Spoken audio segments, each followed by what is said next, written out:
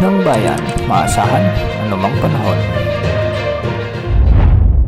Magandang oras po sa ating lahat. Narito na ang latest update sa lagay ng ating panahon ngayon at sa magiging lagay ng panahon sa susunod na 24 oras. Sa kasalukuyan ay patuloy na nakakaapekto ang northeast monsoon o amihan sa may Luzon, samantalang easterlies naman ang nakakaapekto sa silangang bahagi ng Visayas at Mindanao. Kaya sa mga oras na ito, nakakaranas ng maulap na kalangitan na may mga kalat-kalat na pagulan at thunderstorms ang Eastern Visayas, Caraga, Northern Mindanao at Davao Region dahil nga sa umiiral na mainit na easterlies. Dahil dito, may banta ng mga biglang pagbaha o pagguho ng lupa lalo na kung may mga katamtaman at minsan ay malalakas na pag-ulan.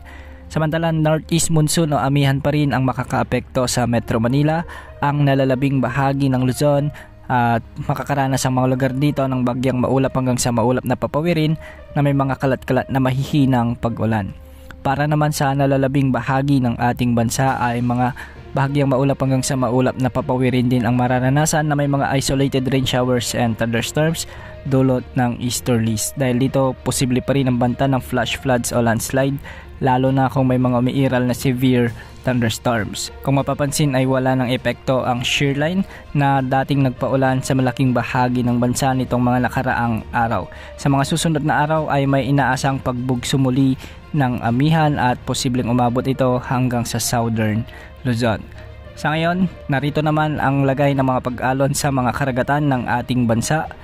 Ang mga pag-alon sa silangang bahagi ng Visayas at Mindanao ay posibleng umabot hanggang 2.8 meters, samantalang sa mga baybayin ng nalalabing bahagi ng ating bansa ay posibleng umabot hanggang 2.5 meters ang mga pag-alon. Sa ngayon ay wala pa rin tayong namomonitor na LPA o potential na bagyo na posibleng makaapekto sa ating bansa sa susunod na 3 hanggang 5 araw.